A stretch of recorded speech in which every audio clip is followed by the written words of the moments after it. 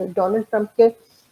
President بننے سے بالکل پہلے ہلری کلنٹن کی کیمپین نے اس کی جو ویڈیوز ریلیز کی تھیں، جس میں آبویسلی اس کے جو رویے تھے وہ بہت زیادہ مسوجنسٹک تھے۔ 1950s میں تہران یونیورسٹی میں عورتیں جو ہیں وہ لڑکوں کے ساتھ کسی لان میں بیٹھی ہوئی تھیں، یا یہ کہ کراچی میں 50s میں ہپیز آتے تھے، میں تمہارا کھانا گرم نہیں کروں گی، اس طرح کہ انہیں یہ پتا ہو کہ جب وہ کسی ایک ریپ وکٹم سے بات کرتے ہیں تو کیا چیزیں انہوں نے نہیں پوچھنی۔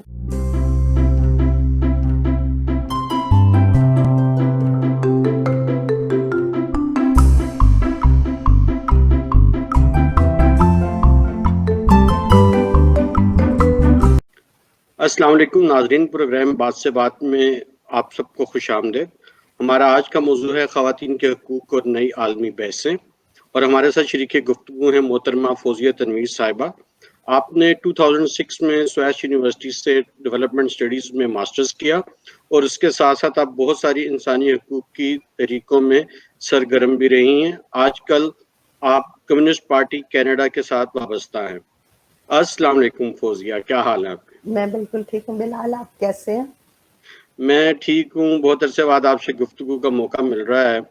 ایک تو جب سے آپ نے پاکستان کو خیر آباد کہا اور کینیڈا سدھار گئیں، تب سے آپ سے کبھی بھی ملاقات نہیں ہو سکی۔ آپ یہ بتائیے کہ کینیڈا جانے کے بعد سے اب تک آپ نے وہاں پہ کیسا وقت گزارا؟ بلال، میں آپ کو جیسے کہ علم ہے 2011 میں یہاں کینیڈا آئی تھی، اور اس وقت سے یہ ہے کہ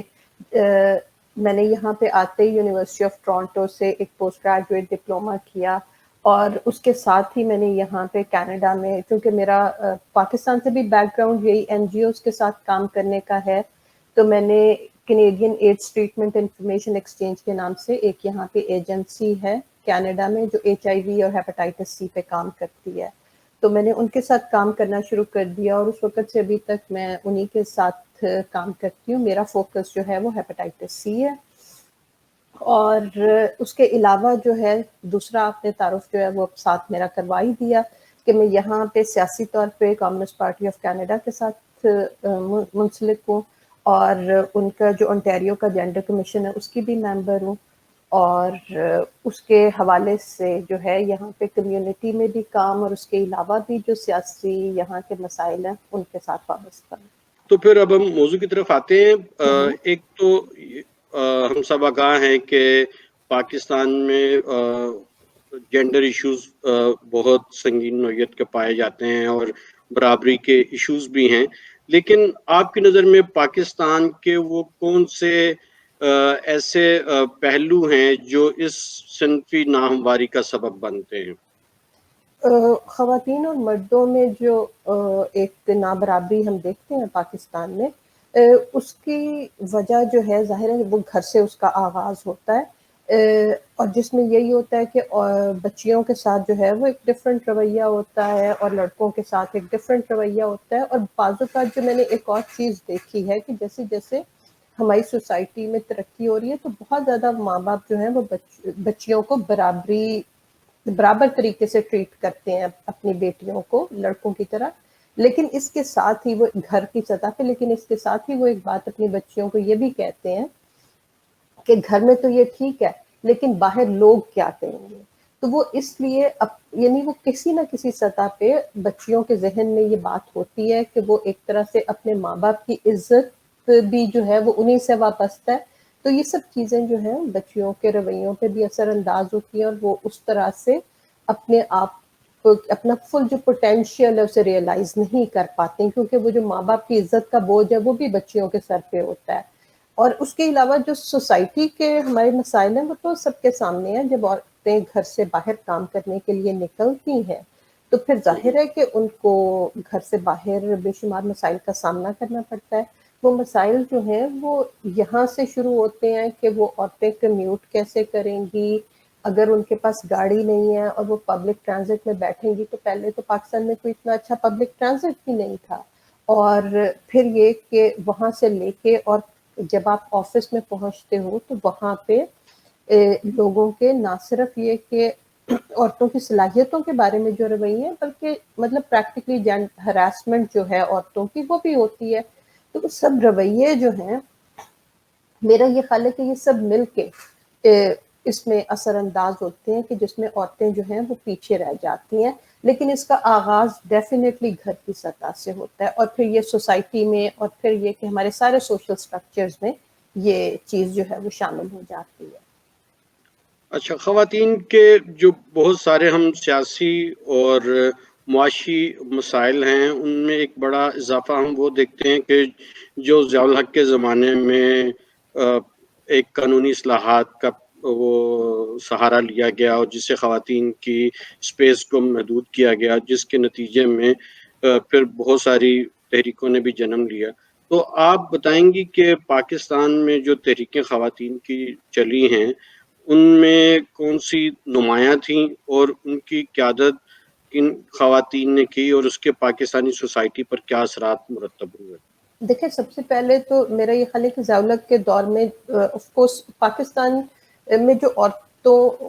کی تحریک صحیح معنوں میں شروع ہوئی ہے وہ ضیاء الحق کے دور میں، اور اس کی لائی گئی جو قانون ہے، جو ظاہر ہے کہ عورتوں کے خلاف تھے، اور جن کا مقصد یہ تھا کہ عورتوں کی جو ہے سیاسی اور سماجی جو حیثیت ہے اس کو آدمیوں سے کم تر کرنا. تو اس کے نتیجے میں وہ تحریک سامنے آئی، اور اس میں ویمنز ایکشن فورم جو ہے اس کا بہت کام بھی ہے. اور اس کے علاوہ یعنی چھوٹی سطح پہ جو مقامی تحریکیں تھیں، اس میں سندھیانی تحریک کا بھی ہم ذکر کر سکتے ہیں. تو انہوں نے نہ صرف یہ کہ عورتوں کے خلاف جو قوانین تھے ان کو چیلنج کیا اور ان کے خلاف آواز اٹھائی، بلکہ ایک لارجر یعنی جو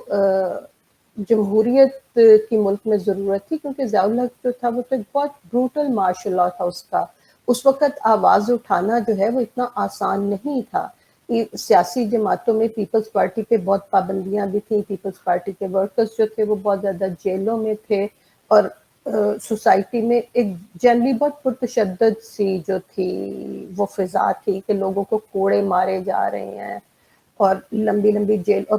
سینسرشپ تھی، بہت اسٹرانگ سینسرشپ تھی. جب ملک میں یہ سب کچھ ہو رہا تھا، جیسے ایم آر ڈی کی تحریک جو تھی وہ بہت اسٹرانگ تھی سندھ میں، لیکن ملک کے باقی حصوں میں اس کی کوئی خبر بھی نہیں ہوتی تھی. تو ان سارے حالات میں پاکستانی عورتیں جو ہیں وہ اکٹھی ہوئیں اور وہ سڑکوں پہ آئیں، اور انہوں نے ان لاز کو بھی چیلنج کیا. اس کا اثر جو ہے وہ اسی سے سامنے آتا ہے کہ جو انتہائی سخت سزائیں جو تھیں رکھی گئی تھیں، فار ایگزامپل حدود آرڈیننس کے تحت سٹوننگ، مطلب پتھروں سے مار دینا جو ہے، جان سے سنسار کرنا، اس طرح کی سزائیں تھیں. تو وہ سزائیں پاکستان میں کبھی امپلیمنٹ، وہ دی ضرور گئیں لیکن وہ کبھی امپلیمنٹ نہیں ہو سکی. تو اس میں میرا یہ خیال ہے کہ یہ پاکستان میں عورتوں کی تحریک کی کامیابی تھی کہ جس کے نتیجے میں، اور نہ صرف یہ کہ ان عورتوں اس تحریک نے عورتوں کے حقوق کے لیے کام کیا، بلکہ مائنورٹیز کے حقوق کے لیے، اور براڈلی جیسے میں نے یہ کہا کہ جمہوریت کے لیے جو ہے نا فضا ہموار کی. کیونکہ یہی وہ عورتیں تھیں جو اس تحریک میں آگے آگے تھیں، جیسے آسماں جہانگیر ہیں یا حنا جیلانی ہیں. یہی خواتین جو ہیں انہوں نے پھر بعد میں جب اس کے توہین رسالت اور ایسے قوانین سامنے آئے تو ان لوگوں کو بھی ڈیفینڈ کرنے والی جو تھیں وہ یہی خواتین تھیں. آپ نے تحریکوں کے حوالے سے بات کی اور ویپ کی اور سندھیانی تحریک. اس کے بعد ہم دیکھتے ہیں کہ اس جدوجہد کو ایک ہم نے سمبل بنایا، اور 8 مارچ ہر سال ایک خواتین کا ایونٹ بہت بھرپور طریقے سے ہوتا رہا. پھر پاکستانی خواتین کا 12 فروری کو دن ہم مناتے رہے. لیکن ابھی گزشتہ 2-3 سالوں سے یہ بات دیکھنے میں آئی ہے کہ ان ایونٹس میں نئے نعرے اور نئی سوچیں اور جہتیں اس میں شامل ہو گئی ہیں، جو کہ ظاہر ہے کہ ایک گلوبل کیمپین کے جو تھیمز ہوتے ہیں ہم ان کو بھی اڈاپٹ کرتے ہیں. تو میں اسپیسیفکلی یہ جاننا چاہوں گا کہ جب ہم بات کرتے ہیں می ٹو کیمپین، یا ابھی جو ایک سلوگن ہے میرا جسم میری مرضی، تو یہ جو اب ایک فوکس قسم کے کیمپینز اور سلوگنز اب ان ایونٹس میں یوز ہوتے ہیں، تو آپ یہ کیا سمجھتی ہیں کہ یہ ہمارے مسائل سے مطابقت رکھتے ہیں؟ اور کیا پاکستانی خواتین کے مسائل ان تحریکوں کے ذریعے یا اس شکل میں ایڈریس ہو سکیں گے؟ پہلی بات تو یہ بلال کہ میرا یہ بہت حد تک یقین ہے، اور یہ یقین اس لیے ہے کہ جو بھی میں نے یعنی اب پاکستان کو اور پاکستان جیسے دوسرے معاشروں کو دیکھا ہے، اور وہاں پہ جو سیاسی تبدیلیاں آئی ہیں اور سماجی تبدیلیاں، اس سے مجھے ایک ہی بات سمجھ آئی ہے کہ اگر کوئی چیز آپ کے اپنے معاشرے سے مطابقت نہیں رکھتی یا اس کی اس وقت وہاں پہ ضرورت نہیں ہے، تو آپ کی چاہے کتنی بھی آپ کوشش کر لیں، آپ باہر سے لا کے اس کو وہاں پہ پلانٹ نہیں کر سکتے، وہ وہاں پہ پھلے پھولے گی نہیں، وہ وہاں پہ گرو نہیں کرے گی۔ تو یہ جو اب ہم عورت مارچ کے حوالے سے ایک تحریک دیکھ رہے ہیں، میں یہ سمجھتی ہوں کہ اس کی کوئی نہ کوئی ضرورت پاکستانی معاشرے میں تھی۔ پاکستان کی جو اب اس وقت نوجوان بچیاں اور لڑکیاں ہیں، وہ ایسا محسوس کر رہی تھیں کہ انہیں پاکستانی معاشرے میں وہ سپیس جو ہے وہ نہیں مل رہی جس کی انہیں ضرورت ہے۔ تو اس کے لیے وہ آگے آئی ہیں، اور اس میں جو سلوگنز ہیں، ہم ان کی زبان سے اختلاف کر سکتے ہیں، ہم ان کے طریقہ کار سے اختلاف کر سکتے ہیں، لیکن یہ بات طے ہے کہ ہر نسل جو ہے وہ وہی مسائل اٹھائے گی جس کی انہیں جو ان کی زندگیوں سے ریلیونٹ ہے۔ فار ایگزامپل جب 80s میں ویف بنا تو اس وقت جو مسائل تھے وہ زیادہ بڑے سطح پہ قانونی، اسٹرکچرل اور لیگل انوائرمنٹ جو پاکستان سے تھی اس سے ان کا تعلق تھا، تو عورتوں نے وہ مسائل اٹھائے۔ اب جو مسائل ہیں اگر آپ دیکھو تو وہ اصل میں فیملی کی سطح پہ جو ہے عورتوں اور مردوں میں جو ایک ناہمواری یا نابرابری ہے، وہ اس کو زیادہ فوکس کرتے ہیں۔ فار ایگزامپل میں نے جو عورت مارچ میں کچھ سلوگنز دیکھے وہ اس طرح کے بھی تھے کہ میں آپ نے جو سلوگنز اٹھائے ہیں میں ان کی بھی بات کروں گی کہ اس میں ایسے سلوگنز بھی شامل تھے کہ میں تمہارا کھانا گرم نہیں کروں گی۔ اس کا مطلب یہ ہے کہ پچھلے 80s کو ہم 80s سے لے کے آج تک 40 سال کا عرصہ گزر چکا ہے۔ 40 سال میں جو بچیاں بڑی ہوئی ہیں ان کے مسائل اس سے مختلف ہیں جو 80s میں خواتین کے تھے، اور ان کے ایک چیز جو ہمیں یہاں سمجھنے کی ضرورت ہے کہ 80s میں جو عورتیں ویف کے پلیٹ فارم سے باہر آئی تھیں، اور ان کے اوپر اس بات کا کرٹیسزم بھی کیا جاتا ہے جس کو میں ذاتی طور پہ جس سے ایگری نہیں کرتی، وہ یہ ہے کہ وہ بہت اپر مڈل کلاس خواتین تھیں، اور وہ عام عورتوں کے مسائل جو ہیں ان کو پیش نہیں کرتی تھی۔ مگر میرا یہ خیال ہے کہ جن چیزوں کے لیے انہوں نے آواز اٹھائی اس کو وہ بظاہر وہ میرے حساب سے ان کو تو اتنا زیادہ متاثر کر ہی نہیں رہے تھے، وہ تو عام عورتوں کو ہی متاثر کر رہے تھے، حدود کے جو قوانین تھے یا قصاص اور دیت کے جو قوانین تھے۔ تو اب جو مسائل ہیں یہ میرا یہ خیال ہے کہ ہماری نئی جنریشن جو ہے خواتین کی، یہ ان کے مسائل ہیں، وہ ڈے ٹو ڈے بیسس پہ ان کی وجہ سے ان کی زندگیاں اثر انداز ہوتی ہیں، اور اس لیے انہوں نے یہ سلوگنز اٹھائے ہیں۔ اور گھر کی سطح پہ، فیملی کی سطح پہ جو ایک ایکوالٹی ہے، جو مرد اور عورت کے ریلیشن شپ میں یا میاں بیوی کے ریلیشن شپ میں ایک ایکوالٹی ہے جو کہ پاکستانی فیملیز میں اس طرح سے نظر نہیں آتی، کہ ہمارے عورتیں جو ہیں وہ اس وقت ایک ڈبل برڈن کا شکار ہیں۔ ایک سطح پہ وہ انہوں نے آگے آئیں، انہوں نے اپنے آپ کو اکنامکلی انڈیپینڈنٹ کیا، اور فیملی کے اندر جو ایک فائنینشیل وہ برڈن ہوتا ہے وہ اس میں برابر کی شریک ہیں، لیکن جو دوسری سطح پہ جو مردوں کو اس کے نتیجے میں کرنا چاہیے تھا کہ وہ گھر کا جو ڈومیسٹک لیبر کا برڈن ہے وہ عورتوں کے ساتھ شیئر کرتے، تو وہ تبدیلی نہیں آئی۔ تو میرا یہ خیال ہے کہ یہ اس ریزنٹمنٹ کے نتیجے میں، اور آپ یہ یاد رکھو کہ یہ سب عورتیں جو ہیں یہ اس کلاس سے ان کا تعلق نہیں ہے کہ جہاں پہ، اور نہ ہی یہ سب خواتین وہ ہیں کہ جو ایسی جابس کر رہی ہوں کہ ان کو گھر میں فل ٹائم ڈومیسٹک لیبر موجود ہے، جو کہ جس کی وجہ سے گھر کا جو سارا برڈن ہے وہ ان کے اوپر نہ ہو۔ تو یہ وہ اکثر ان میں سے خواتین، اس کا مطلب یہ ہے کہ اس طرح کی جابس میں انوالوڈ ہیں جو اتنی پیئنگ بھی نہیں ہے، تو پھر اس طرح سے وہ جو ڈبل برڈن ہے وہ ظاہر ہے کہیں نہ کہیں سامنے آئے گا۔ جہاں تک اس سلوگن کا تعلق ہے کہ میرا جسم میری مرضی، تو یہ ایک تو یہ کہ اس کا تعلق جو ہے وہ عورتوں کی تحریک سے بہت پرانا ہے، یہ نیا سلوگن نہیں ہے، یہ سلوگن براہ راست اس کا تعلق جو ہے وہ اس بات سے ہے کہ چونکہ بچوں کو پیدا کرنا اور بڑی حد تک ان کو پالنے کا عمل جو ہے وہ عورتیں اس میں انوالو ہوتی ہیں، تو یہ عورت کا ہی فیصلہ ہونا چاہیے کہ اسے کتنے بچوں کی کہ وہ کتنے بچے پیدا کرنا چاہتی ہے، وہ اتنے ہی بچے پیدا کرے جتنے وہ سنبھال سکتی ہے، اور اگر اسے یہ لگے کہ وہ یہ کام نہیں کر سکتی تو اس کو اس کی بھی مکمل آزادی ہونی چاہیے۔ تو یہ جو ہے یہ عورتوں کی تحریک میں یہ گلوبلی یہ سلوگن بہت پرانا ہے، ٹھیک ہے؟ اور اب جو ہے پاکستان میں ابھی تک چونکہ یہ وہ مسائل ہیں کہ جو ہم حل نہیں کر سکے، تو یہ کسی نہ کسی سطح پہ واپس آئیں گے، اور اس کی وجہ یہی ہے کہ عورتوں کو گھروں سے باہر بھی جانا ہے، باہر کا کام بھی کرنا ہے، جابس بھی کرنی ہے، اپنا کریئر بھی بنانا ہے، اور اس کے ساتھ ساتھ جو ہیں وہ بچے جو ہیں پیدا کرنا، اور ان کی زندگی کے جو بہت پرائم ایئرز ہوتے ہیں عورتوں کے،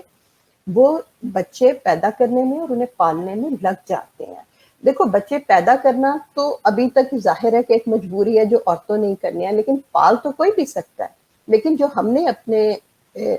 ملک میں دیکھا ہے اور اپنے معاشرے میں دیکھا ہے، یہ مطلب صرف ہماری ملک کی باؤنڈریز تک تو محدود نہیں ہے،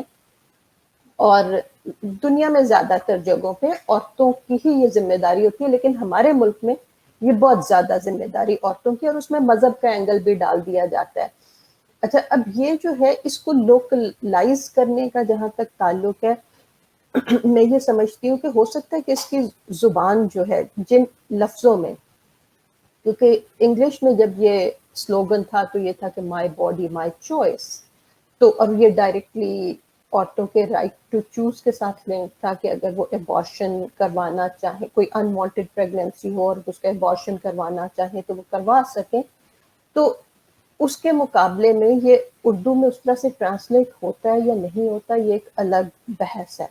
اس کے لیے کوئی دوسرے لفظ استعمال کیے جا سکتے ہیں، بالکل اس کے بارے میں سوچنا چاہیے، اگر یہ ہمارے لارجر کانٹیکسٹ میں اس طرح سے لوگوں کے لیے زیادہ ایکسیپٹیبل نہیں ہے،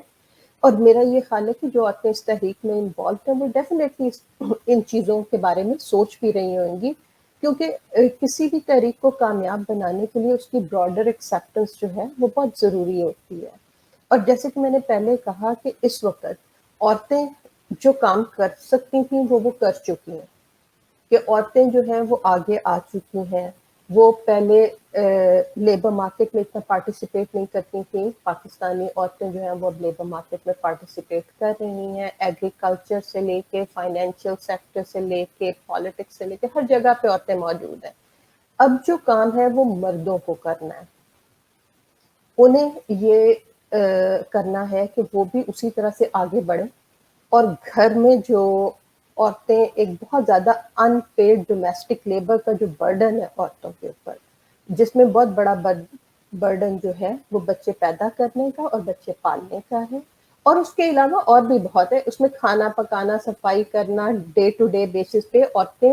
اگر 8 سے 10 گھنٹے باہر آفیسز میں کام کرتی ہیں تو میرا یہ خیال ہے کہ اتنا ہی وہ گھر آ کے بھی کام کرتی ہیں، تو یہ مسائل جو ہیں یہ آدمیوں کو سوچنے ہیں کہ وہ کس طرح سے عورتوں کا یہ جو بوجھ ہے اسے بانٹ سکتے ہیں۔ اچھا یہ تھوڑا سا اس پہ بھی واضح کریں کہ جو می ٹو کیمپین ہے یا می ٹو کا ایشو ہے یہ کس طرح ڈفرینٹ ہے sexual harassment in general, specifically me too کیا ہے؟ دیکھیے می ٹو کی جو کیمپین تھی اس کا آغاز تو اس طرح سے ہوا تھا کہ 2017 میں ایک جو فلم ایکٹریس ہے انہوں نے یہ ریز کیا تھا کہ جو آدمی جو جنہیں ہم جو پاورفل ہیں، جو ویل نون ہیں، جو سیلیبریٹیز ہیں، وہ جس طرح سے سیکشل ہراسمنٹ عورتوں کی کرتے ہیں اور عورتیں اس سے جیسے متاثر ہوتی ہیں اور پھر وہ آواز بھی نہیں اٹھا سکتی کیونکہ وہ آدمی پاورفل ہوتے ہیں، یا یہ کہ انہیں ان کا کوئی ان سے مفاد وابستہ ہوتا ہے، یا عورتوں کو یہ لگتا ہے کہ اگر وہ یہ آواز اٹھائیں گی تو شاید انہیں اپنا ان کے کیریئر میں کوئی نقصان پہنچے. اور ہاروی وائنسٹین کا جو اگزامپل ہے وہ سب کے سامنے ہے کہ وہ بہت بڑا پروڈیوسر تھا, اور جو فلم سیکٹر میں جو عورتیں وابستہ تھیں اس سے, جو ایکٹریسز تھیں, ان کا یہ خیال تھا کہ اگر وہ اس کو خوش نہیں کریں گی تو شاید ان کی حیثیت اس سے متاثر ہوئے گی اور انہیں کام نہیں ملے گا. اور پھر یہ کہ ڈونلڈ ٹرمپ کی جو پریزیڈنسی تھی اس سے بھی یہ کیمپین جو ہے وہ اس کو ایک نئی, میں یہ کہوں گی کہ اس سے بھی یہ بہت زیادہ متاثر تھی, کیونکہ ڈونلڈ ٹرمپ کے پریزیڈنٹ بننے سے بالکل پہلے ہلری کلنٹن کی کیمپین نے اس کی جو ویڈیوز ریلیز کی تھی جس میں آبویسلی اس کا جو رویے تھے وہ بہت زیادہ مسوجنسٹک تھے, اور تو اس کے نتیجے میں یہ کیمپین بہت زیادہ یعنی یورپ میں اور نارتھ امریکہ میں یہ پاپولر ہوئی. لیکن یہ کہ پھر اس کی جو براڈر شکل ہے وہ یہ تھی کہ کسی بھی قسم کی سیکشل ہراسمنٹ جو ہے وہ ساری کی ساری اس کے انڈر آ گئی, اور عورتوں کو یہ لگا کہ اگر کسی بھی سطح پہ انہیں سیکشل ہراسمنٹ کا سامنا ہے, جب عورتیں گھروں سے باہر نکلتی ہیں تو ورک پلیسز پہ انہیں اس کا سامنا کرنا پڑتا ہے, اور وہ بالکل اس کے لیے انہوں نے آواز اٹھانے کے لیے وہ ایک طرح سے اکٹھی ہو گئی. اور آپ اس کا اندازہ اسی بات سے لگا سکتے ہیں بلال کہ اگر یہ عورتیں جنہیں ہم اتنا کامیاب اور اتنا سکسیسفل سمجھتے ہیں اور یہ بڑی سیلیبریٹیز بھی ہیں اور دنیا بھی انہیں جانتی ہے,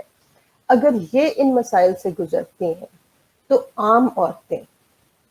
جو کسی چھوٹے سے آفس میں, اور جہاں پہ ان ملکوں میں جہاں پہ معاشرہ بھی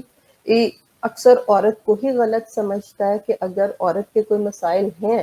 اگر اسے ورک پلیس پہ کسی ہراسمنٹ کا سامنا کرنا پڑتا ہے تو اس کے لیے یہ ہوتا ہے کہ اچھا آپ نے کپڑے کیسے پہنے ہوئے تھے, آپ کا رویہ کیسا تھا, اور اگر آپ کے ساتھ کچھ ایسا ہوا ہے تو ہو سکتا ہے کہ آپ ہی میں کوئی چیز غلط ہو. تو آپ یہ سوچو کہ وہ کس سطح پہ عورتوں کو ہراسمنٹ کا سامنا کرنا پڑتا ہوگا. تو اگر عورتیں آج ان ایشوز پہ آواز اٹھا رہی ہیں تو بالکل میں یہ سمجھتی ہوں کہ کوئی نہ کوئی چیز ایسی ہے کہ جو ان کو متاثر کر رہی ہے, ان کی زندگیوں کو متاثر کر رہی ہے, اور وہ اب اس بات کے لیے بالکل تیار نہیں ہے کہ وہ رویے جو عورتوں نے ہزاروں سالوں سے اپنائے ہوئے تھے, جن میں یہ تھا کہ ہر وقت سبمیشن, اپنے گھر کو بچانا ہے, اپنے بچوں فیملی جو ہے وہ قائم رہنی چاہیے, چاہے اس کا مطلب یہ ہے کہ عورت کو پرسنل لیول پہ کتنا بھی سیکریفائس کرنا پڑے.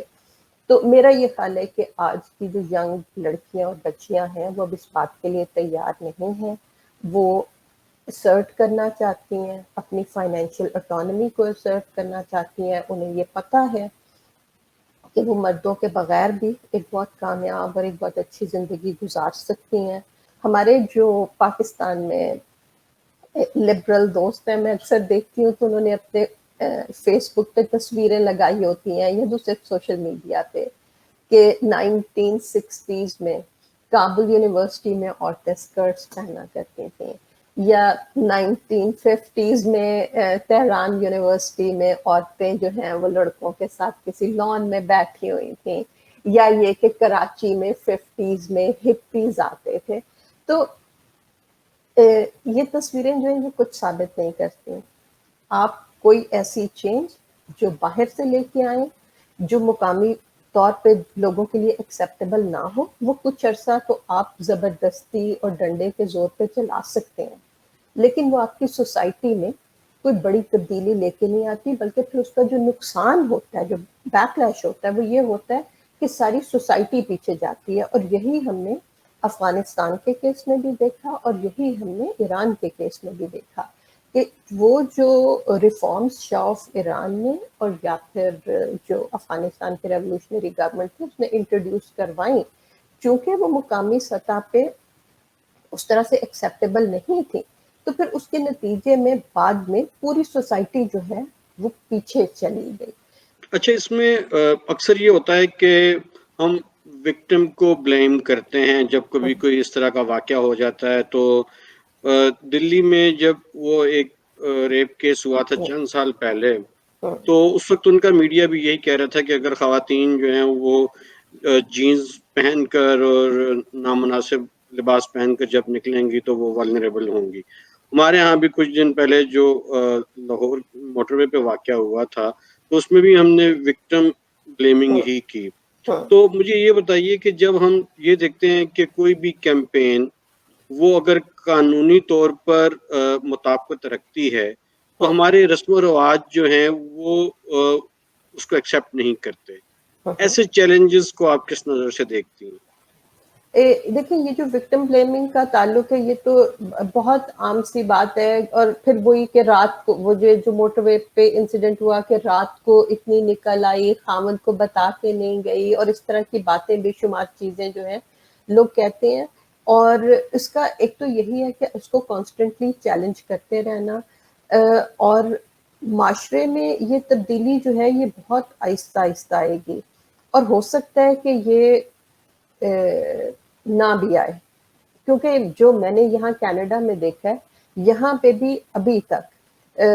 چند سال پہلے کی بات ہے جہاں پہ ایک یونیورسٹی میں ایک ریپ کا کیس ہوا, تو جس میں جج نے بالکل ایسے ہی سوال پوچھے کہ تم نے کیا پہنا ہوا تھا, تم نے ڈرنک کیا ہوا تھا نہیں کیا ہوا تھا. تو اس کے بعد اب انہوں نے ججز کی یہاں پہ جینڈر ٹریننگ جو ہے وہ انٹروڈیوس کروائی ہے,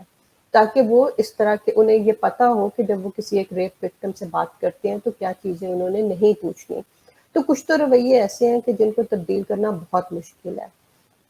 تو اس میں یہ کہ جو چیز ٹھیک ہے وہ ٹھیک ہے, اور اس کو اسی طرح سے عورتوں کو فورسفلی ہمیشہ کہنا پڑے گا. اس کے نتیجے میں گریجولی جو ہے سوسائٹی میں اس کی زیادہ ایکسیپٹنس آئے گی. اور میرا یہ خیال ہے کہ ڈیفینیٹلی دیکھو کسی بھی شخص کے لیے جس کو ایک پریویلیج حاصل ہو اس کے لیے اس پریویلیج کو چھوڑنا جو ہے وہ اتنا آسان نہیں ہوتا. تو آدمی جو ہے وہ ہمارے معاشرے میں ظاہر ہے کہ ان کی پریویلیج ایک ہے, انہیں عورتوں کے اوپر برتری ہے, وہ عورتوں کی جو ڈومیسٹک لیبر ہے اس کے ڈائریکٹ بینیفیشریز آدمی ہیں. ایک عورت گھر میں 8 سے 10 گھنٹے کام کرتی ہے, آپ کے بچوں کو سنبھالتی ہے, تو آپ سکون سے باہر جا کے اپنی جاب پہ فوکس کر سکتے ہیں. اگر آج آپ کو پتا ہو کہ آپ کے بچے گھر میں اکیلے ہیں, انہیں کوئی اسکول سے لینے والا نہیں ہے, جب وہ اسکول سے آئیں گے تو انہیں کوئی کھانا کھلانے والا نہیں ہے, تو آپ سکون سے آفس میں بیٹھ کے اپنا کام نہیں کر سکتے. عمومی طور پر یہ تاثر لیا جاتا ہے کہ یہ حقوق کے مسائل جو خواتین کے ہیں یہ تیسری دنیا کے مسائل ہیں, اور ترقی یافتہ ملکوں میں وومن رائٹس پوری طرح پروٹیکٹڈ ہیں. کیا آپ اس سے اتفاق کرتی ہیں کہ وومن رائٹس جو ہے وہ اس کی سچویشن ترقی یافتہ ممالک میں بہت بہتر ہے اور وہاں پہ خواتین کو کوئی خاص مسائل کا سامنا نہیں ہے؟ نہیں, میں اس سے بالکل تو اتفاق نہیں کرتی. یہاں پہ بھی عورتوں کو بہت زیادہ مسائل کا سامنا ہے, اور اس کے لیے یہاں پہ بھی ویمنز موومنٹ اسی طرح سے موجود بھی ہے, اور وہ آواز بھی اٹھاتی رہتی ہیں. وہ مسائل جو ہیں وہ ڈیفینیٹلی ان مسائل سے مختلف ہیں جو پاکستانی عورتوں کو فیس کرنے پڑتے ہیں, لیکن بہت طریقوں سے وہ اس سے ملتے بھی ہیں. جیسے میں نے آپ کو یہ بتایا کہ یہ ریپ کا کیس بتایا کہ جہاں پہ کورٹ میں اس لڑکی کو بالکل انہی طرح سوالوں کا سامنا کرنا پڑا جو پاکستان میں اگر کوئی عورت جا کے ریپ کا کیس رپورٹ کرے, لیکن یہ کہ یہ بہت زیادہ کامن نہیں ہے. اس کے علاوہ ان جنرل یہاں پہ عورتوں کو ایک سیکیورٹی جو ہے وہ بہت زیادہ ہے. آدھی رات کو کوئی عورت باہر نکلنا چاہے, پبلک ٹرانزٹ پہ سفر کرنا چاہے, اکیلے جانا آنا, یہ مسائل نہیں ہیں. لیکن جو کچھ بڑے مسائل ہیں, فار ایگزامپل جو ویج گیپ کا مسئلہ ہے وہ یہاں پہ بھی بہت بڑا ہے. انہی جابس پہ جب عورتیں اور آدمی اگر ایک ہی طرح کی جاب کر رہے ہوں تو عورتوں کو اکثر جو ہے سیلری آدمیوں سے کم ملتی ہے. یہ ایک بڑا ایشو ہے. عورتوں کی جو پولیٹیکل پارٹیسپیشن کا ایشو ہے, بلکہ میں یہ سمجھتی ہوں کہ ساؤتھ ایشیا میں عورتوں کی پولیٹیکل پارٹیسپیشن جو ہے یعنی جو آفیسز میں ہم دیکھتے ہیں کہ عورتیں جو ہیں جس طرح سے نیشنل اسمبلی میں یا پروونشل اسمبلیز میں یا پاکستان میں, انڈیا میں, ایون بنگلہ دیش میں عورتیں پرائم منسٹر بنی, وہ یہاں پہ نہیں ہے. کینیڈا میں آج تک کوئی وومن پرائم منسٹر نہیں گزری. ایک وومن پرائم منسٹر گزری تھی لیکن وہ ایک بہت انٹرم چھوٹے سے پیریڈ کے لیے آئی تھی. اسی طرح سے یو ایس کی مثال آپ کے سامنے ہے کہ وہاں پہ آج تک کوئی وومن پرائم منسٹر جو ہے وہ پریزیڈنٹ جو ہے وہ نہیں بن سکی. تو لیکن اس کے علاوہ بھی بے شمار مسائل جو ہیں وہ ابھی بھی عورتوں کو ان ملکوں میں درپیش ہیں، اور اس کے لیے عورتیں یہاں پہ کام کر رہی ہیں. اور لیکن یہ کہ یہ مسائل ڈیفینیٹلی ان مسائل سے مختلف ہیں. جیسے مطلب یہاں پہ عورتوں کی موبلٹی پہ کوئی ریسٹرکشنز نہیں ہیں، جو پاکستان میں عورتوں کی موبلٹی پہ بہت زیادہ ریسٹرکشنز ہوتی ہیں. یہ باہر پبلک اسپیس پہ جو ہے عورتوں کا جانا یا بیٹھنا کسی بھی، یعنی جیسے ڈھابے پہ عورتوں کا بیٹھنا جو ہے وہ ایکسیپٹیبل نہیں ہے. آپ کسی ریسٹورینٹ میں، کسی 5 اسٹار ہوٹل میں تو آرام سے جا کے بیٹھ سکتے ہیں، یا سڑکوں پہ عام کسی عورت کا واک کرنا بغیر کسی کام کے جو ہے وہ اتنا ایکسیپٹیبل نہیں. تو اس طرح کے مسائل یہاں پہ نہیں ہیں. لیکن جیسے میں نے بتایا کہ ویج گیپ کا مسئلہ، عورتوں کی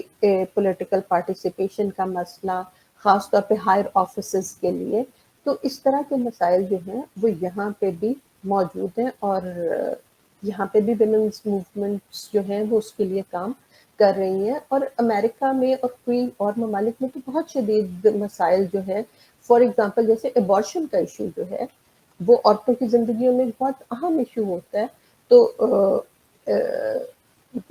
امریکہ کی کئی اسٹیٹس ایسی ہیں آلدو کہ فیڈرل لیول پہ لا کے اندر وہ پروویژن موجود ہے، لیکن عورتوں کو پریکٹیکلی اس میں بہت زیادہ مسائل کا سامنا کرنا پڑتا ہے. یہ تو ہمارے موضوع کے حوالے سے گفتگو آپ کے ساتھ رہی. ہم اپنے مہمانوں سے 2 سوال کچھ سب سے پوچھتے ہیں، آپ سے بھی پوچھیں گے. ایک تو یہ بتائیے کہ آج کل آپ کے زیر مطالعہ کتاب کون سی ہے، اور آپ ہمارے ناظرین کو کوئی اپنی کتاب ریکمینڈ کرنا چاہیں کہ وہ ضرور اس کا مطالعہ کریں. اچھا، یہ تو خیر فی الحال ریکمینڈ کرنا یہ تو بہت مشکل آپ نے مجھے اس میں ڈال دیا. جو میرے زیر مطالعہ تو یہ کہ ہمیشہ ایک نہیں کئی کتابیں جو ہیں وہ میری بیڈ سائڈ ٹیبل پہ ہمیشہ پڑی ہوتی ہیں. کچھ پوری ہو جاتی ہیں اور کچھ جو ہیں وہ ادھوری بھی رہ جاتی ہیں. اور میں ذاتی طور پہ فکشن جو ہے وہ بہت مجھے اس سے لگاؤ بھی ہے اور پڑھنے کا شوق بھی ہے. تو میں جو ایک کتاب پڑھی ہوں وہ ایلس مونرو، ایک کینیڈین آتھر ہے، ان کی شارٹ سٹوریز کی ایک کتاب ہے، وہ پڑھ رہی ہوں. اور اس کے علاوہ مجھے بایوگرافیز پڑھنے کا بہت، آٹو بایوگرافیز پڑھنے کا بہت شوق ہے. اگر آٹو بایوگرافی نہ ہو تو میں بایوگرافی سے بھی کام چلا لیتی ہوں. تو یہ مجھے ایک دوست نے ایک کتاب دی تھی، حمید اختر کی بایوگرافی ہے جو کہ احمد سلیم صاحب نے لکھی ہے، تو یہ میں پڑھ رہی ہوں. اور اگر آپ نے ریکمینڈ کرنے کا کہا ہے کتاب، تو کتابیں تو بہت زیادہ میں ریکمینڈ کر سکتی ہوں، لیکن ایک جو بہت لائٹ ریڈ ہے جو ابھی میں نے پچھلے دنوں میں ہی پڑھی ہے، یہ تھی شوکت کیفی جو ہیں، جو شبانہ اعظمی کی والدہ ہیں. تو انہوں نے اپنی جو ہے آٹو بایوگرافی لکھی ہے. مجھے یہ ذاتی طور پہ بہت پسند آئی تھی، اور میں نے ایک ہی سیٹنگ میں، مختصر بھی ہے. تو اس میں جو سب سے اچھی چیز جس کی وجہ سے یہ بات مجھے میں ریکمینڈ بھی کروں گی اپنے ریڈرز کو، بھی یہ ہے کہ کیفی اعظمی جو تھے وہ آپ کو پتہ ہے کمیونسٹ پارٹی کے ممبر بھی تھے اور ترقی پسند تحریک کے بہت اہم رکن بھی تھے. تو اس وقت جب communist party of Canada, communist party of India جب اسٹیبلش ہوئی ہے، تو یہ کمیون کی شکل میں رہتے تھے بامبے میں. تو وہ جو لائف ہے اس کے بارے میں جو اس کی جو ڈپکشن ہے اس نے مجھے بہت متاثر کیا. دوسرا سوال یہ کہ آپ کے پسند کی جگہ کون سی ہے جہاں پہ آپ نے ٹریول کیا اور آپ کا دل کیا کہ آپ دوبارہ جائیں یا وہاں پہ رہ جائیں؟ کون سی جگہ آپ کو بہت پسند آئی؟ آج کل میں جس جگہ پہ بہت جا کے رہنے کا مجھے شوق ہو رہا ہے وہ جس کو اب ہم کولکتہ کہتے ہیں لیکن پہلے کلکتہ کہتے تھے، وہ ہاں زبان کے اس سے، اپنے کلچر کے اس سے، اپنی لینگویج کے اس سے، اور ربندر ناتھ ٹیگور کی شاعری کی وجہ سے وہ میری ایک بہت پسندیدہ جگہ ہے جہاں میں جا کے رہنا چاہتی ہوں. فوزیہ، آپ کے ساتھ یہ ڈسکشن بہت دلچسپ رہی اور میں اپنے ناظرین کی جانب سے آپ کا بہت بہت شکریہ ادا کرتا ہوں. آپ کا بھی بہت شکریہ بلال. ناظرین، اس وقت ہمارے پروگرام کا وقت ختم ہوا چاہتا ہے. اگلے ہفتے نئے موضوع اور نئے مہمان کے ساتھ آپ کی خدمت میں ہم دوبارہ حاضر ہوں گے. تب تک کے لیے ہمیں اجازت دیجیے. اللہ نے کے بعد.